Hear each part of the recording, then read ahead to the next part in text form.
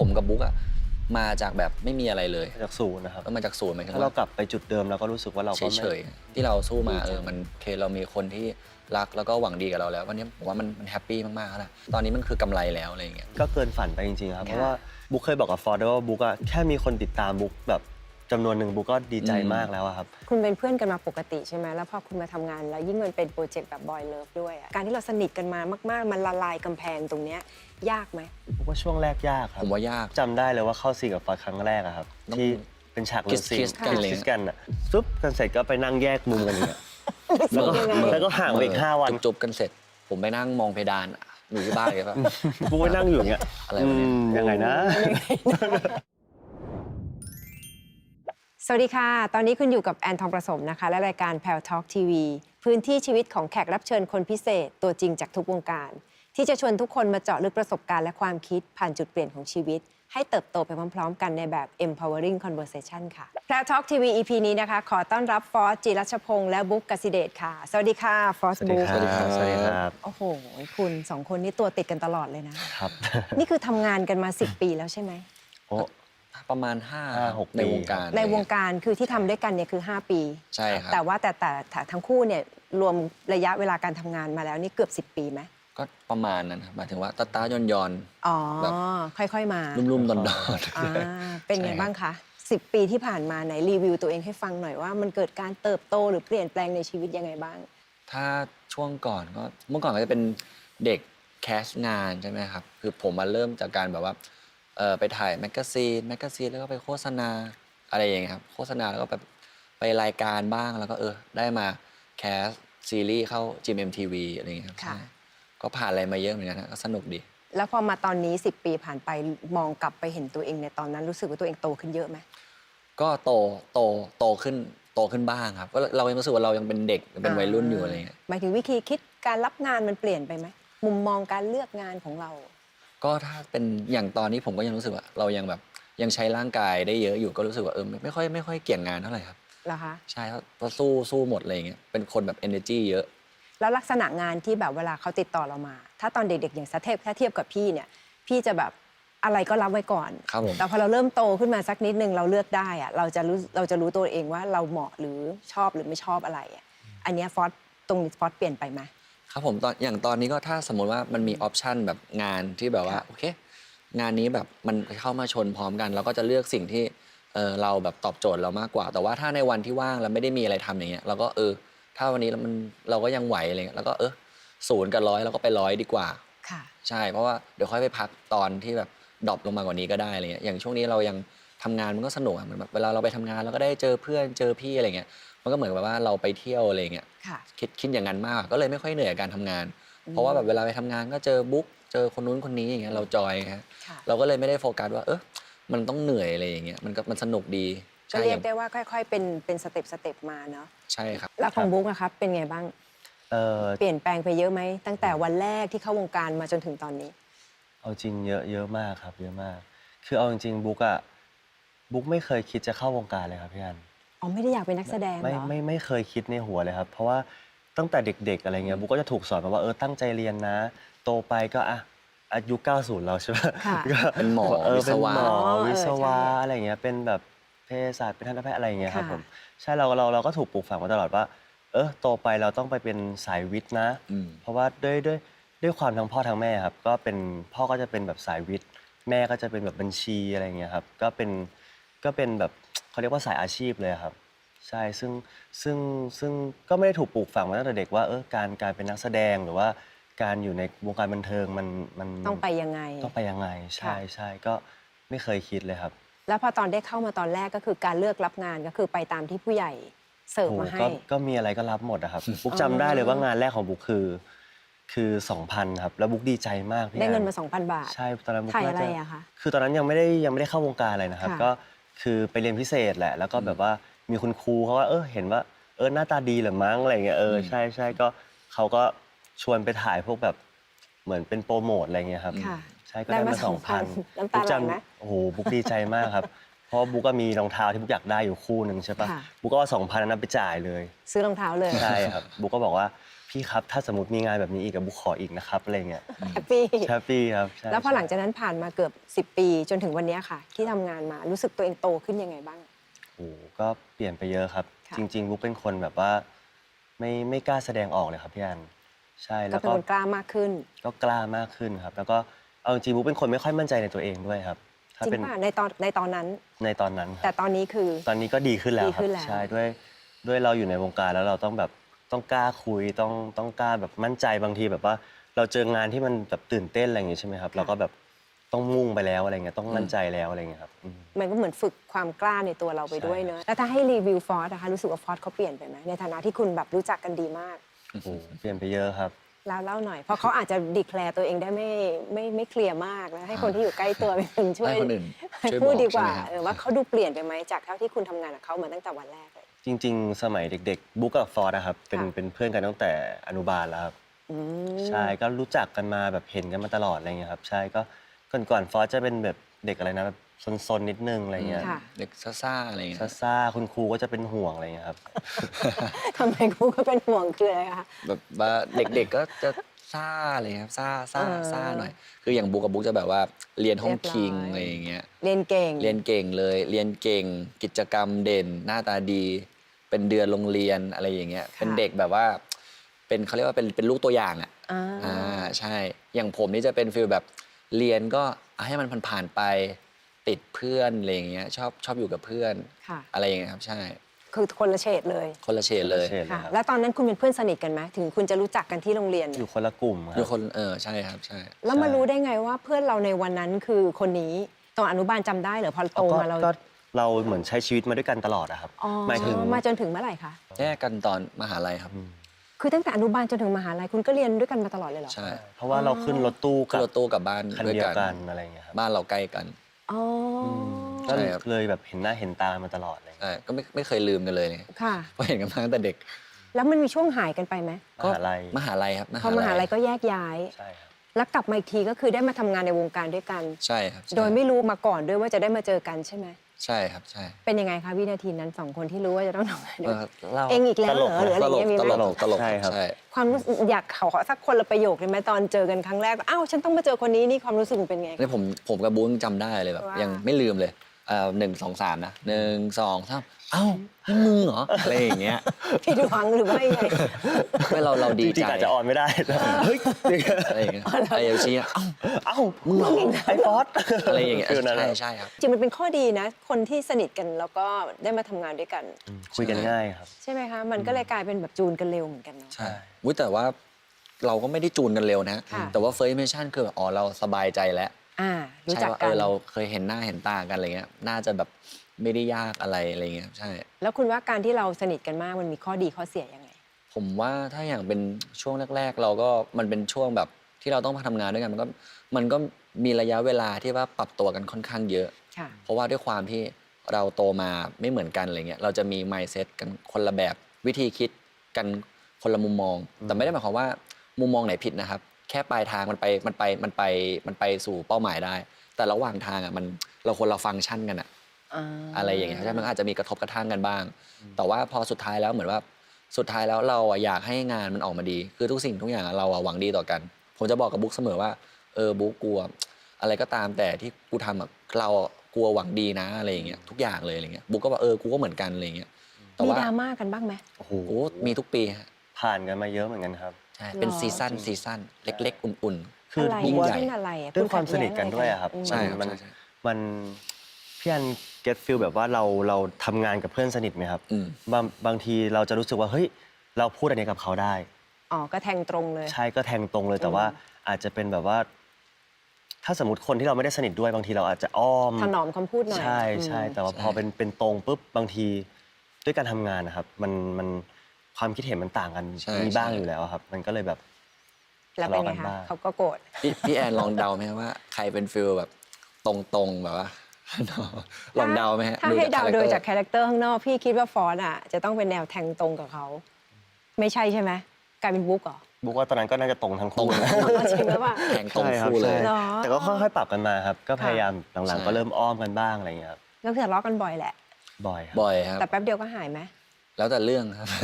ยังมีเรื่องไหนยังคาใจอยู่ไหมอ่ะ ไม่มี ยัง ไม่มี ไม่ได้เคลียร์ ตอนนี้ กัน ชิลลิ่งแล้วตอนนี้ นะคะ โอเคแล้วสบาย แต่ว่าช่วงแรกมันจะเป็นเหมือนช่วงเราปรับตัวครับ ค่ะ ใช่ในความสัมพันธ์ใหม่อะไรเงี้ยมันก็จะฟีลแบบ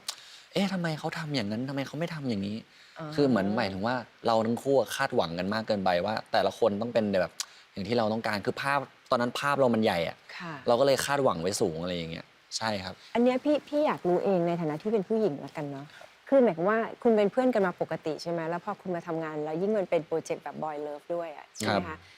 ข้างในมันต้องปรับจูนการสื่อสาร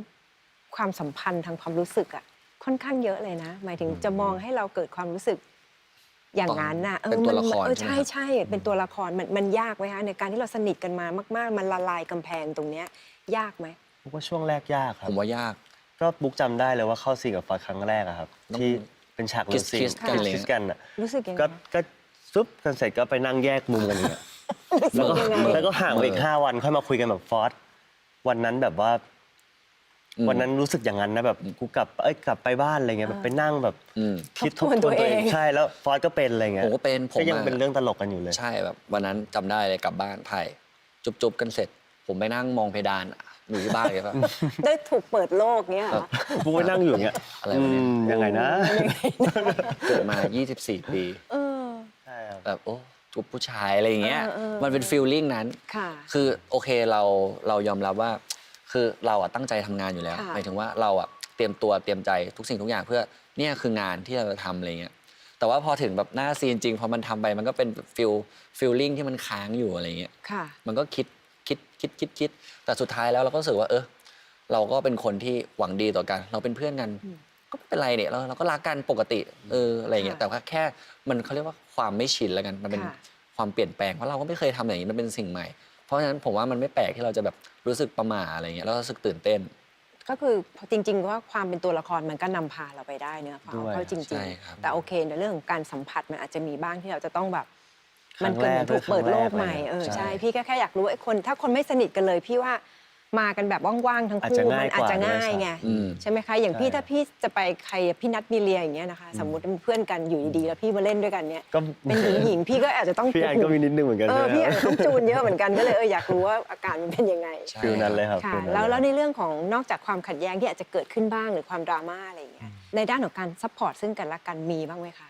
คนไหนเป็นฝ่ายที่อ่อนแอกว่าทางด้านจิตใจสองคนเนี่ย บุ๊กคิดว่าน่าจะบุ๊กนะครับ เหรอบุ๊ก ใน นี้กว่า ใน เหรอ ช่วงแรกครับ ค่ะ ใช่เพราะว่าบุ๊กรู้สึกว่า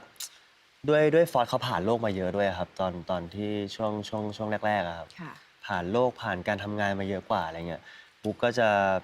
เหมือนแรกๆจะให้ฟอสคอยปลอบอะไรเงี้ยครับแบบว่าสมมติทำงานอันนี้ผิดพลาดนะบุ๊กด้วยความที่ไม่เคยทำงานนะครับ อืม ใช่เป็นเด็กเรียนมาตลอดไม่เคยทำงาน พอมาทำงานแล้วรู้สึกผิดพลาดเราบุ๊กเป็นคนที่ หักคะแตัวเองเนอะ ย้ำๆเลย ใช่เป็นคนแบบ ย้ำ เป็นคนเหมือนแบบทุกอย่างต้องถูกต้องอะไรเงี้ยด้วย อืม ด้วยความที่ ค่ะ เราเรียนมาแบบนี้อะครับ แล้วเพื่อนเขาบอกเรายังไงคะ ก็แบบเฮ้ยช่างแม่ ๆช่าง งไป ช่าง ก็คำนี้มันก็เคลียร์สุดเนาะ ใช่ครับ เออ ก็มันก็ผมรู้สึกว่าถ้าเราพลาดแล้วไงอะก็เรายังมีโอกาสทำสิ่งนี้ใหม่ก็ทำไปสิ ค่ะ แต่สุดท้ายแล้วถ้าสมมติว่าโอเค วันเนี้ยเราทำดีที่สุดแล้ว นี่ก็คือเราทำดีที่สุดแล้ว จะให้ทำยังไง จะไปคิดจมปักกับมันก็ไม่ได้ เรายังมีเวลาอีกตั้ง 365 วันในการทำงานชิ้นอื่นให้มันดี เราก็เรียนรู้จากข้อผิดพลาด แล้วก็จดอันเนี้ยไว้ว่าเราพลาดตรงนั้นเพราะอะไรพอเวลาเรามารีมายจะได้รู้ว่าอ๋อวันนั้นอะฉันพลาดสิ่งนี้เพราะแบบนี้ วันข้างหน้าเราจะได้รู้ว่าฉันอะจะไม่พลาดอย่างนี้อีกแล้ว ค่ะ ก็ให้มันพลาดสักครั้งอะไรเงี้ยหรือถ้ามันพลาด2 ครั้งก็3 ครั้งก็ไม่เป็นไร คนเรามันก็ต้องพลาดอยู่แล้ว เราเป็นมันชีวิตมันคือมนุษย์นะครับ ค่ะ มันเหมือนเราล่องเรือที่มันต้องแล่นไปในบนทะเลอะเนี่ยมันก็ต้องเจอคลื่นเจออุปสรรคอะผมว่ามันปกติอะนั่นแหละคือความสนุกใช่ แล้ว ไม่อ เขา ยาก แล้วเขาเชื่อคุณไหมหมายถึงว่าสิ่งที่คุณปลอบเขาไปเนี่ยก็ เชื่อ เยียวยาเขาได้ ให้กำ ใช่ ลัง ไหม ใจเลยใช่ หลังๆบุ๊กก็อย่างนี้เหมือนกันครับบุ๊กก็ช่างแม่งอะไรเงี้ยครับ อืม ช่างแม่งให้เยอะขึ้นนะครับบุ๊กว่าคำนี้เอาจริงๆมันใช้ได้จริงๆนะครับ อ่า แต่ว่าใจเรามันก็ต้องช่างแม่งจริงๆไม่ใช่เรา ค่ะ พูดว่า ปล่อย ช่างแม่งแล้วเราไม่ได้แบบปล่อยจริงๆอะครับ ก็ต้องล้างไพ่กันจริงๆนะ ใช่ ล้างความรู้สึกจริง ๆ แล้วทางฝั่งของฟอสมีอะไรที่บุ๊กห่วงเขาหรือแนะนำเขาบ้างไหมคะ ชอบหัว เขามีจุด ฟอส อ่อนของฉันตรงไหนบ้างไหมอ่ะ อืมถ้าบุ๊กว่าถ้าอินไซด์เลยนะ ค่ะ จริงๆฟอสเป็นคนเปราะระดับหนึ่งแบบข้างในอะครับ ค่ะ อืม ใช่แต่ว่าเขาจะหุ้มไปด้วยเปลือกแข็งอะไรเงี้ย ค่ะ ใช่ก็แค่เป็นห่วงว่า ถ้าสมมุติเราไม่ได้มีที่ระบายที่แบบ กลัวเขาเก็บหนักไปหน่อย ใช่ครับประมาณนั้น ใช่ แต่เขาพูดกับคุณไหมถ้าคุณไม่ไปงานเนี่ย ๆ เขาจะมาระบาย นาน ไหม ๆทีจะหลุดออกมา เป็นบางเรื่องเลย ครับ เป็นบางเรื่อง คือพื้นฐานเป็นคนไม่ค่อยแบบเล่าอะไรให้ใครฟังอยู่แล้ว เรารู้สึกว่าสิ่งเนี้ยเราเจ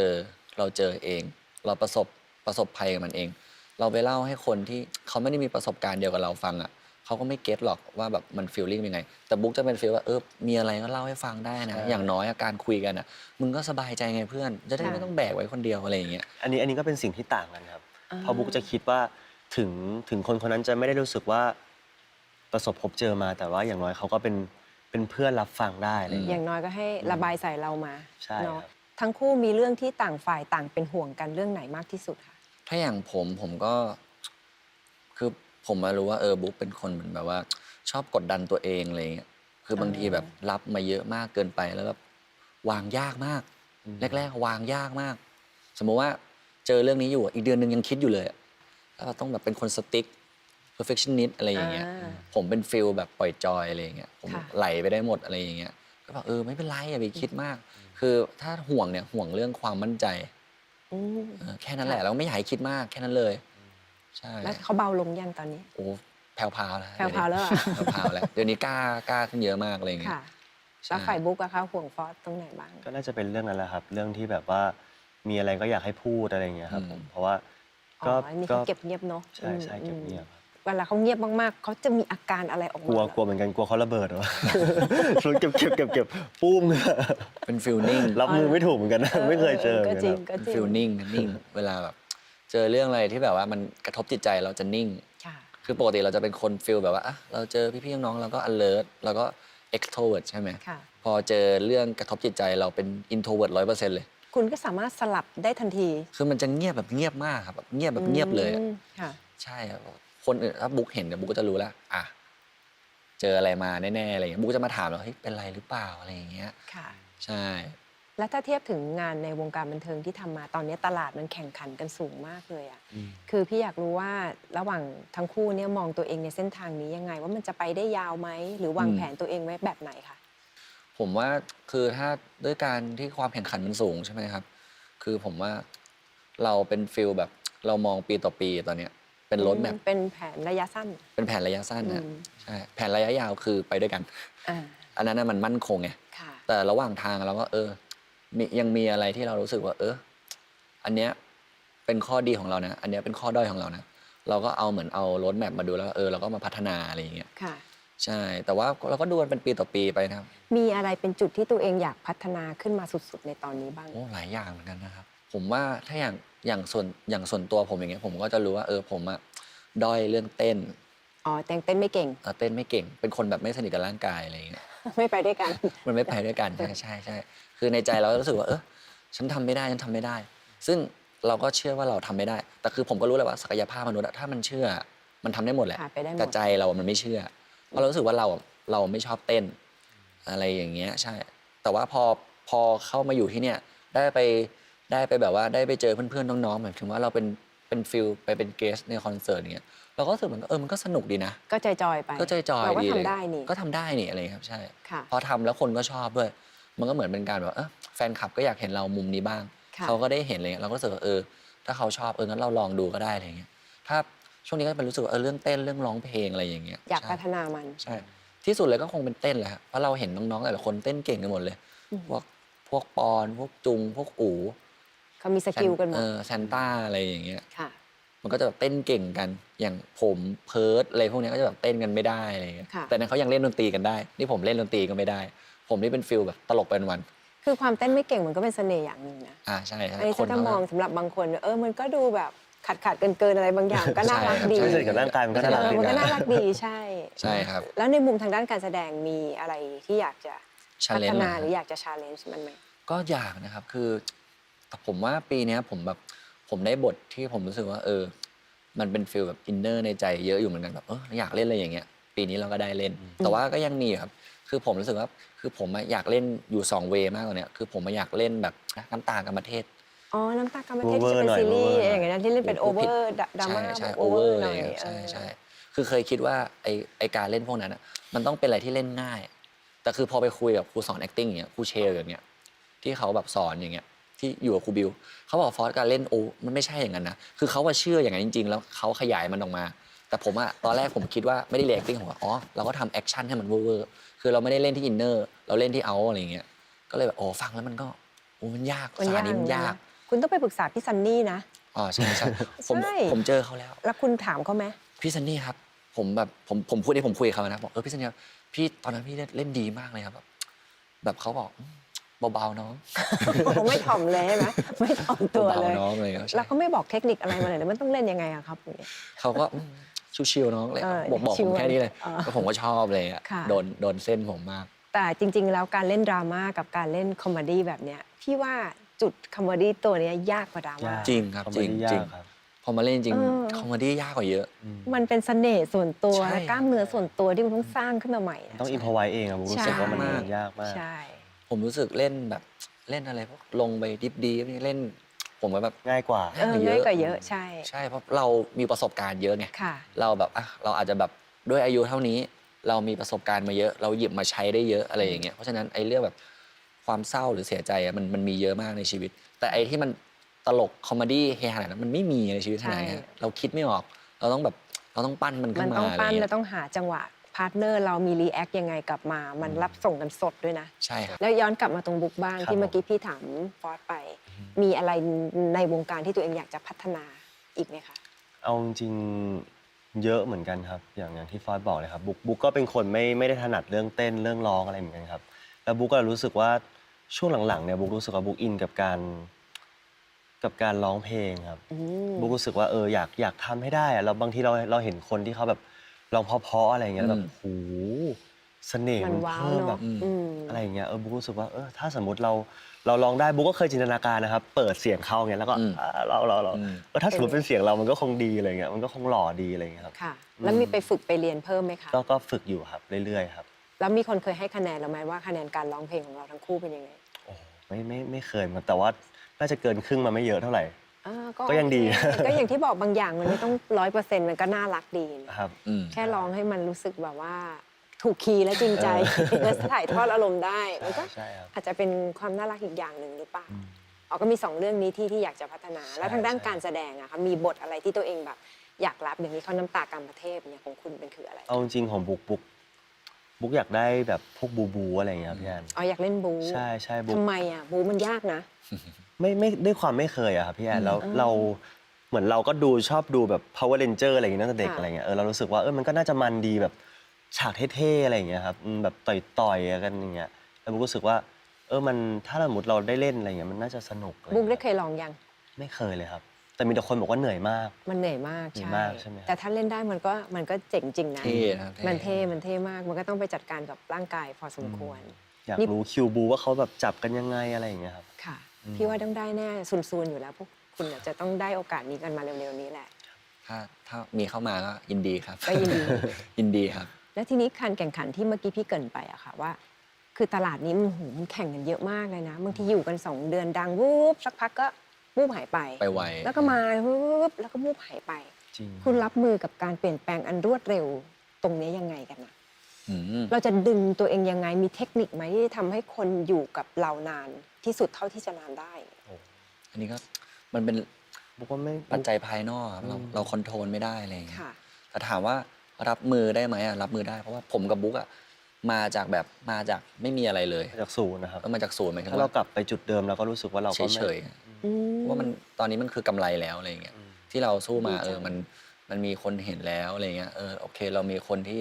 รักแล้วก็หวังดีกับเราแล้ววันนี้ผมว่ามันแฮปปี้มากๆแล้วนะถ้าวันหนึ่งจะกลับไปจากที่ให้กลับไปไม่มีอะไรเลย ผมว่ามันก็เป็นสัจธรรม เพราะว่าดาราก็มีมาทุกยุคคนที่เคยดัง เมื่อปีแบบ60 70ผมไม่รู้ชื่อเขาแล้วตอนนี้ ค่ะ ถ้าวันหนึ่งอนาคตคนจะลืมชื่อเราไปก็ไม่เป็นไร อืม ก็เฉยๆครับไม่ได้ ค่ะ ไม่ได้รู้สึกอะไรขนาดนั้น เอาจริงๆทุกวันนี้มันเกินที่แบบ เอาจริง เกินฝัน ๆถ้าพูดแบบนี้ก็เกินฝันไปจริงๆครับ ค่ะ เพราะว่าบุ๊กอะเข้าตอนที่บุ๊กรู้สึกว่าเดี๋ยวบุ๊กจะเข้ามาวงการบันเทิงนะบุ๊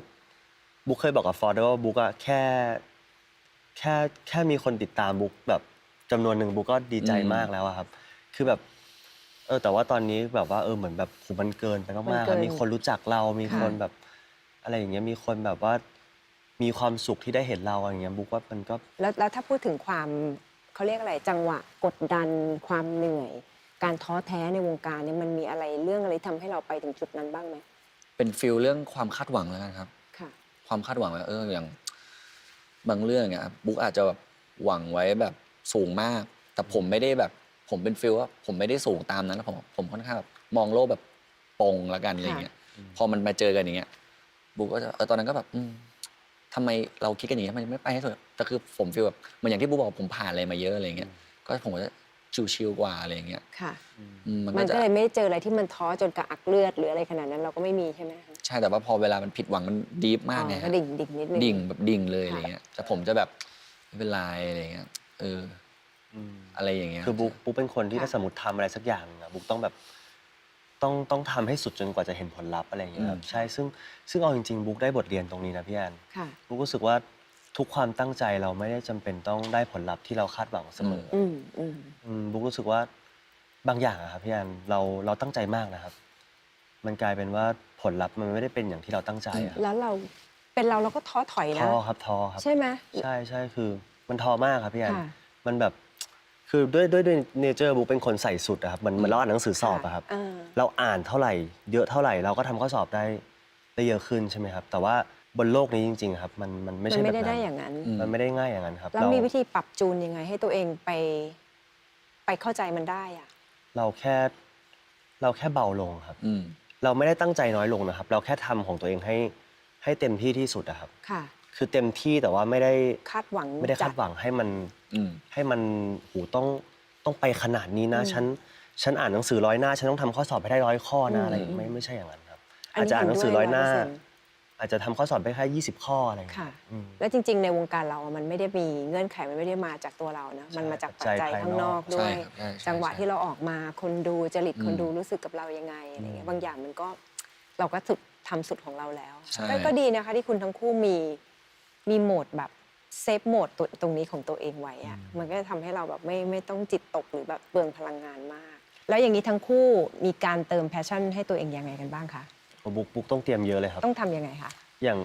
ตอนนี้ก็ถ่ายซีรีส์อยู่ใช่ไหมครับ ค่ะ บุ๊กแพลนไว้เลยว่าบุ๊กจะต้องได้พักได้พักครับ ใช่จะต้อง ได้เว้นระยะได้พักหายใจนิดนึง ใช่เหมือน เพื่อ เหมือนบุ๊กว่าการแสดงมันเหมือนเราใช้พลังงานนะครับบุ๊กรู้สึกว่าเราใช้พลังงานกับตัวละครนั้นไปเหมือนเราใช้จิตวิญญาณของเราแบบออกไปแล้วอะเหมือนถ้าสมมติเราไม่ได้เติมสิ่งที่มันแบบว่าฮีลใจเราตัวเราจริงๆอะครับ มันจะไม่มีอะไรเอาไปใช้ต่อครับบุ๊กรู้สึกเหมือน เข้าใจ เราเอาออกอย่างเดียวครับ ค่ะ เราไม่ได้เติมอะครับบุ๊กเลยรู้สึกว่าเราต้องได้พักผ่อนเราต้องได้ทำสิ่งที่เราอยากทำจะเล่นโทรศัพท์ หรือว่าจะออกไปเที่ยวอะไรเงี้ยก็ต้องได้ทำ ก็ต้องได้ทำ ไม่งั้นงานต่อไปเราไม่ดีแน่ๆ การเติมของผมมันง่ายเลยครับ ค่ะ การเติม energy ของผมอาจจะเป็นฟีลว่าในวันที่แบบเราทำงานหนักมาแบบสมมติว่าเดซทำงานหนักมาทั้งแบบ2 อาทิตย์แบบไม่ได้หยุดเลย ค่ะ แล้วเราได้แกลบว่างวันหนึ่งอย่างเงี้ยความสุขของผมก็คงเป็นแบบการได้แบบว่ากินข้าวหาอร่อยกับครอบครัว เล่นกับแมวที่บ้าน หรือว่าดูแมวเล่นกันสัก2 ชั่วโมง ก็แฮปปี้แล้ว เราได้ไปเล่นฟิตเนส เ กับเพื่อนอย่างบ้าคลั่ง ค่ะ หรือแบบได้ไปวิ่งกับเพื่อนเนี่ยผมก็แค่นี้ผมก็ฟีลจอยแล้วอะไรเงี้ยครับ แฮปปี้แล้ว เรารู้สึกว่าเราได้ใช้ชีวิตอย่างสุด ค่ะ แล้วมันสนุกแล้วอะไรเงี้ยครับใช่ ใช่แต่ในความเป็นนักแสดงอ่ะมันต้องมีจังหวะแบบว่าเคลียร์ฮาร์ดดิสก์ของตัวเองอ่ะ พี่แอนมีไหมครับแบบ เป็น ว่า ครับหมายความว่าฮาร์ดดิสก์เรามันจะเต็มไงนึกออกไหมครับพอเราเล่นเรื่องนี้เสร็จมันเต็มมันต้องล้างอะค่ะแล้วเราก็ต้อง ไปใหม่ ใส่มันใหม่อะไร แล้วพี่แอ เงี้ย นเคยมีถ่ายติดกันพี่แอนทำยังไง มี อ ค่ะ แต่ว่าพอมีไปเรื่อยๆมันก็เล่นเป็นอัตโนมัติไง อ๋อ นึกออกไหมคะ อันนี้ไม่ใช่ข้อดีเลยนะคะอะไรเงี้ย อันนี้เห็นด้วยว่าที่คุณแบบรีเซ็ตตัวเองเร็วมาก ปกติพี่ยังไม่ค่อยเห็นนักแสดงรุ่นใหม่แบบพูดถึงสิ่งนี้อะไรอย่างเงี้ย เลยไม่แน่ใจว่าทุกคนเป็นแบบนี้หรือเปล่า แต่พอได้ยินก็ใช่จริง ๆ แล้วมันเป็นแบบนั้นนะ คุณต้องแบบคลีนตัวเองอะ ใช่ ล้าง ใช่ ล้างระบบเก่าๆ แล้วก็ใส่อินพุตอะไรใหม่ ๆ เข้าไปให้กับเรื่องใหม่ๆอะไรเงี้ย บางคนอาจจะแบบลืมนึกถึงก้อนตรงนี้ของเราไปอะไรเงี้ย ก็เป็นเรื่องราวที่ดีที่คุณสองคนแบบปรับจูนได้นะ ทีนี้ย้อนกลับมาถามถึงผลงานล่าสุดที่กำลังจะออนแอร์เนาะก็คือซีรีส์เรื่องความลับในบทเพลงที่ บรรเลง บรรเลงไม่รู้จบมันชื่อยาวงั้น ใช่ นะ ชื่อยาว ไหนลองทวนให้พี่ฟังชื่ออะไรนะ ความลับในบทเพลงที่บรรเลงไม่รู้จบครับ ทำไมถึงเป็นชื่อนี้ ชื่ออังกฤษง่ายกว่าเยอะเลยฮะ เอาชื่ออังกฤษว่า Melody of Secret ครับ โอเค เรื่องมันยังไงล่ะคะ คร่าวๆหน่อยได้ไหมคะ เรื่องมันก็ยาวเหมือนชื่ ยาว อะ ใช่ครับ เป็นคอมเมดี้ดราม่าโรแมนต์หรืออะไรยังไง เป็นแบบสืบสวนสอบสวนเลยครับ อ๋อ ใช่ เหรอโห สืบสวนสอบส ซัส วน เพนอะไรพวกเนี้ย อ้าวเหรอคะ ใช่ครับใช่ ออนแอร์เมื่อไหร่คะ 5 ธันวาครับ ก็จะได้ดูกันสิ้นปีนี้แล้ว ใช่ครับ อะไรคือความท้าทายของเรื่องนี้ โอ้หลายอย่างเพราะมันค่อนข้างไกลตัวอย่างผมเนี่ยเล่นเป็นนักอาชญาวิทยาบุ๊กเนี่ยเล่นเป็น นักข่าว นักข่าวอาชญากรรม ค่ะ มันค่อนข้างไกลตัวมาก อืม ใช่เราก็ต้องไปรีเสิร์ชกันหน่อยเลยครับใช่อย่างผมก็ไปคุยกับแบบคุยกับอาจารย์เลยครับที่เขาแบบเป็นทางนั้นจริง ๆ เลยครับใช่อย่าง แล้ว บุ๊ก คาแรคเตอร์เขาเป็นยังไงคะ เขาก็จะเป็นฟีลว่าผมก็ถามว่าแล้วแบบถ้าเราจะเป็นนักอาชญาวิทยาเนี่ยมีอะไรที่เราต้องทำหรือสังเกตในการที่แบบว่าดูคนร้ายอาชญากรบ้าง นักอาชญาวิทยาคืออะไรอันนี้อธิบายให้คนดูบางคนอาจจะไม่เข้าใจอ่ะ ครับผมก็เป็นฟีลว่าแบบว่าเราเนี่ยต้องสมมุติว่าถ้าเรามีผู้ต้องสงสัย ค่ะ เรา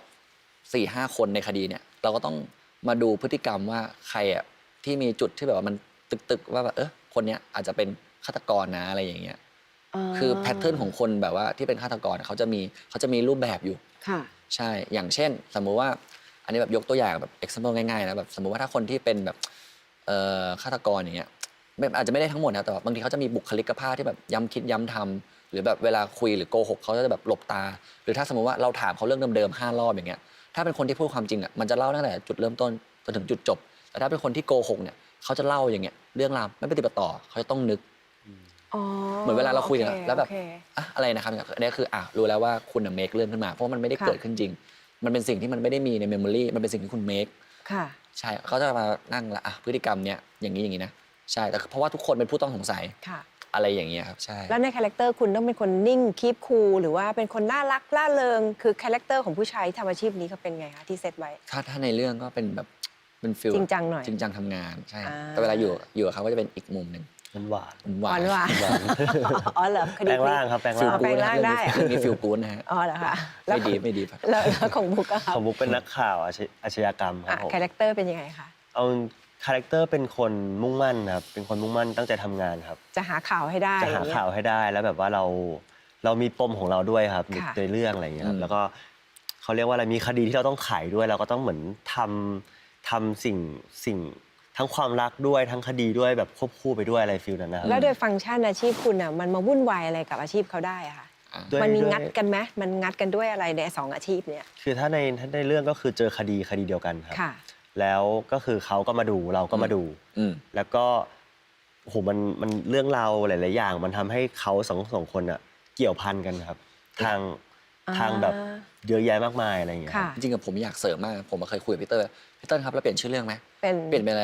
รพบรักในจุดเกิดเหตุอย่างเงี้ย เข้าใจง่ายดีจำได้ง่ายด้วยนะ ตรงตัวเลยอะไรเงี้ย แต่ ใช่ จริง ๆ เรื่องนั้นก็ใช้ได้นะเพราะว่ามันคือจุดนั้นเลยครับที่ทำให้เราแบบ มันก็ จอ เกิดความรักตรงระหว่างงานตรงนั้นเกิดขึ้นเหรอคะ ใช่ อาจจะเรื่องดูหวานขึ้น อ๋อเรื่องก็จะดูหวานขึ้น เออ แต่ล้อมไปด้วยความอาชญากรรมอาชญากรเต็มไปหมดนะก็น่าสนใจเนาะ ใช่ครับฟิลนั้น อันนี้มีกี่ EP นะคะ มี10 10 ครับ 10 EP ใช่ฮะ บทมันแบบยากขึ้นเรื่อยๆไหมหรือจริงๆแล้วมันบทหวานตลอดทั้งเรื่อง โอ้บทยากครับบทยาก เหรอ เลย คะ ด้วย เออนี่ ตัว น่าดู ตัวละครของบุ๊กเนี่ยผมใช้คำว่ายาก เหรอคะ เลยอะไรเงี้ยตัวผมชิลลิ่งกว่าสบายๆ ตัวนี้ ไม่ เขาเหมือนเป็นแสงอาทิตย์ เป็น อ่า พระอาทิตย์ อันนี้คือมืดมนไปเลยครับ มืดมนอะไรเงี้ย ดิ่งลงไปแบบสุด ค่ะ โลกเลยครับ อ่า ใช่คุณจะดิ่งไปแค่ไหนผมแสงสาดส่องไปถึงหมดอะไรเงี้ย โอ้น่ารัก ใช่ จัง เป็นฟิลนั้น หลังจากที่เล่นกันมา 5 ปีแล้วเนาะเป็นคู่กันมาตลอดเนี่ยมีแบบจะเปลี่ยนแนวทางของซีรีส์ที่จะเล่นบ้างไหมคะ อืมผมว่าด้วยความที่เราเป็นนักแสดงอะอินเนอร์เราจริง ๆ แล้วเราก็แบบถ้าสมมุติว่าเราอ่านบทแล้วมันใช่อ่ะคือเราก็อยากเล่นหมดแหละเพราะรู้สึกว่าบทมันตัวละครเนี้ยมันเราแบบเรียกร้องเราอะไรเงี้ยผมว่าถ้ามีโอกาส แล้วก็บทมันโดนจริงๆอะผมว่ามันก็ไปได้หมดแหละเราไม่ได้อยากมาฟิสิกอลว่าฉันต้องเล่นอย่างนี้เท่านั้นนะเพราะว่าเราเป็นนักแสดงด้วยความเป็นศิลปินอ่ะมันอยากเล่นทั้งหมดแหละครับใช่ ค่ะ ถ้ามีโอกาสเข้ามาเราก็พิจารณาหมดใช่ ก็ไม่ได้ปิดโอกาส ผมไม่ได้ปิดโอกาสตัวเองด้วยกันทั้งคู่ ใช่ แล้วบุ๊ก บุ๊กว่ามันคือความสนุกด้วยครับพี่แอน อืม บุ๊กว่าความสนุกในอาชีพนักแสดงมันคือการได้เล่นหลาย ๆ อย่างอะครับ อืม เพราะไม่งั้นเราจะเบื่อครับเรา ก็ซ้ำทางเดิ ใช่ ม มันคือแพชชั่นในการทำงานแล้วอย่างหนึ่งด้วยครับบุ๊กว่านะครับ ถ้าสมมุติเราได้ทำงานที่มันแตกต่างออกไปอะไรเงี้ยมันเหมือนเราก็ได้ไปทำสิ่งใหม่ๆอะครับเหมือนเราทำสิ่งเนี้ยมาเยอะๆอย่างเงี้ยบางทีมันก็แบบโห หูช้ำอะไรอย่างเงี้ยครับเราไปทำสิ่งใหม่ไปเจอสิ่งใหม่อะไรเงี้ยเราก็อาจจะสนุกมากขึ้นอะไรเงี้ยครับ ค่ะ ใช่ ก็แฟนๆอะนะแบบอย่างผมก็จะบอกแฟนๆว่าเนี่ยผมกับบุ๊กเล่นด้วยกันมาทุกปีเลย ไม่เบื่อบ้างหรอ5 ปีแล้วนะ หน้าเดิมๆเล่นอะไรอย่างเงี้ยเขาบอกว่าเขาชอบเขาอยาก เขาแฮปปี้ อยากให้มีฟอสบุ๊กมีด้วยกันปีละ10 เรื่อง100 เรื่อง50 เรื่อง ผมกับบุ๊กก็แบบโอ้ถ้าเล่นได้จริงเบื่อตายหา10 เรื่องเลยเหรอโอ้ไม่ไหวอะไรอย่างเงี้ยแบบฟิลแบบเปลี่ยนกลิ่นบ้างไปเล่นอย่างอื่นบ้างเงี้ยไปแบบออกจากบ้านไปเล่นอย่างอื่นบ้างอะไรอย่างเงี้ยไปหาความสนุกไปหาความท้าทายใหม่ๆอะไรเลยครับใช่ ก็เรียกได้ว่าเรามีโอกาสที่จะได้เห็นเนาะ ถ้ามีเข้ามาก็พิจารณา ก็ แน่ พิจาร ๆค ณา รับใช่ ค่ะสุดท้ายวางแผนชีวิตแล้วก็งานในวงการนี้ไว้ยังไงบ้างคะ อืม แค่มีความสุขในการทำงานเลยพี่แอนบุ๊กใช้คำนี้จริงๆครับ ค่ะ อืม เพราะว่าบุ๊กเริ่มมาจากคนที่กดดันตัวเองอะครับ แล้วมันไม่มีความสุขพี่แอนมัน ค่ะ มันทำงานแล้วมันไม่มีความสุขอะครับ จนเราได้มาคำตอบว่าทำไปเถอะให้มันมีความสุขอะแล้วเขาจะพาเราไปถึงไหนเราค่อยตามเขาไปหมายถึงโชคชะตาอะไรอย่างเงี้ยครับ ค่ะ